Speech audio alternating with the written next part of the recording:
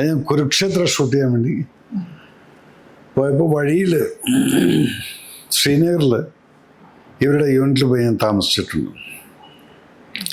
അന്ന് അവരുടെ CEO colonel Vinu നമ്പ്യാരായിരുന്നു, കണ്ണൂക്കാരൻ. ഇപ്പം അദ്ദേഹം ജനറലാണ്.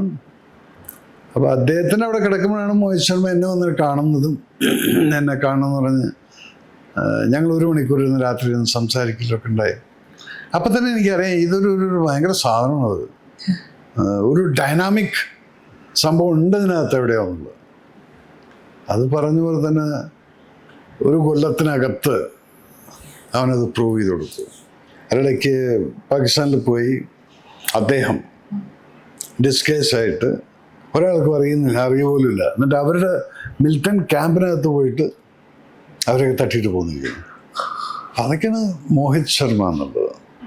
പിന്നീട് അദ്ദേഹം ഇവിടെ എൻകൗണ്ടർ മരിച്ചപ്പം ആ സമയത്ത് 12ഓളം ഡെഡ് ബോഡീസ് ഉണ്ടായിരുന്നു ഇവിടെ ചുറ്റും. അപ്പോൾ അത്രയും ആൾക്കാരെ കൊന്നിട്ടാണ് മരിച്ചിരിക്കുന്നത്.